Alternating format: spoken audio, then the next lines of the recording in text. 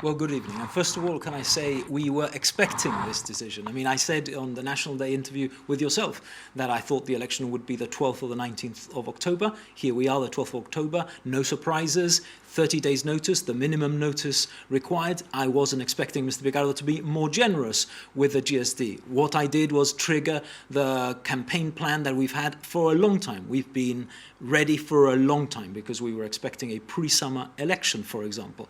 And so what we did today is discuss and set the internal deadlines for the selection process, for the candidate nomination process. We're going to confirm that to members tomorrow. I expect to have a very strong and competitive process for the candidature of the GSD. We are the only team ready for government. We are the only alternative, and people will see that when we select our candidates. When is the deadline?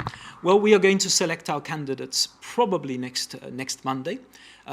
We've set a deadline now for Saturday for the nomination deadline. As I say, we're going to be writing to members in the normal way to explain that. This election is an important juncture for Gibraltar. It's an opportunity for people who want change to finally have a say on a government that is directionless, that has had 12 years, and people look at it and say, there's been a litany of failures. We now want you out. Now people who want change have a date for which they can deliver that. We spoke over the weekend and you indicated that not all the current lineup, the 6 MPs, are going to be standing. Can you tell us now who is not going to be standing at the next election? No, I can't, because we've set an internal deadline. People need to communicate now to the party chairman, to me, as to their intentions formally, because we've had lots of informal discussions. It's now time for people to communicate their decisions formally, and when they do so, we will have a complete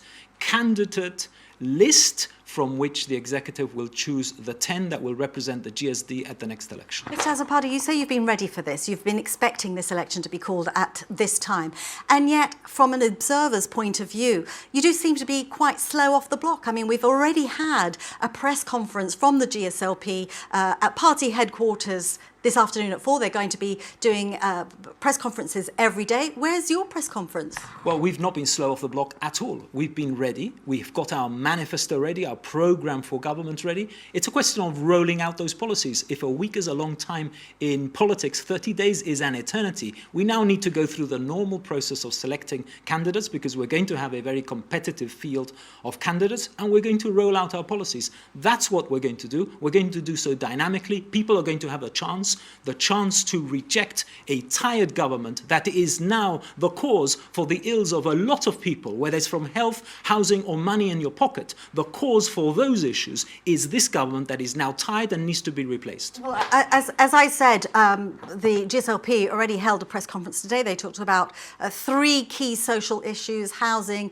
education, and health. When is the GSD going to start rolling out publicly its policies? We have already started rolling out our policies because we've been doing so for months.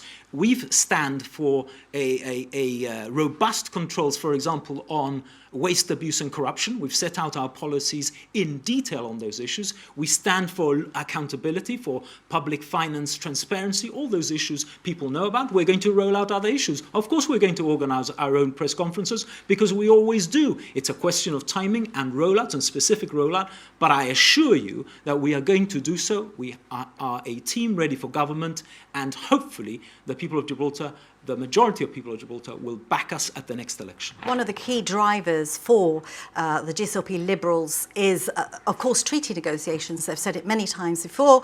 They are the ones that have been negotiating over the past few years. They are the ones that need to complete this negotiation. You and your team will come in dry, inexperienced. How do you go up against something like that? Well, and they're the ones who've had 7 years, a track record of failure, and haven't been able to land a deal, even though they've had 7 years to do it. So people need to judge Would you accept that's not entirely their fault, though? Well, I accept it's not entirely their fault, but the reality is that their track record is a track record of failure, and people need to put that in the mix. When Mr. Picardo says he's on the cusp of a deal, how many times are we going to hear that he's on the cusp of a deal? How many times are we going to believe that he is indispensable? I don't believe in the culture of the indispensable. I believe that we have a strong, competent team that can take over the negotiations. He said to the El País newspaper that he is 0.01% away from doing a deal, well, and that he needs more lawyers rather than politicians. Well, I happen to be a lawyer, and I think we have a strong, competent team to deliver this. We've got a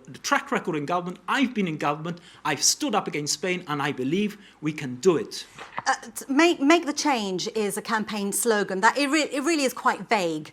What is the change? Give me a line. What does the GSD stand for? We stand for many things, but you will see when we unroll the themes of the campaign that it's much more than just simply making the change. I believe that Gibraltar is at a juncture where a majority of people do want change, and it's about motivating them and getting a turnout at the next election, because I believe a majority want change. I think that Gibraltar needs to get back on track, and that means talking about the governance issues, talking about the controls of waste, abuse and corruption, ending those issues of special interest that the GSLP Liberal Alliance haven't been bold enough or willing enough to tackle, ending the issues of lack of accountability, providing the aspirational better future for people, planning for the future in a better way, delivering environmental sustainability, quality of life, and planning today for tomorrow, which is something that the GSLP Liberals do not do. This election is clearly going to be very hotly contested, and we've already seen an exchange of emails today, because in your press release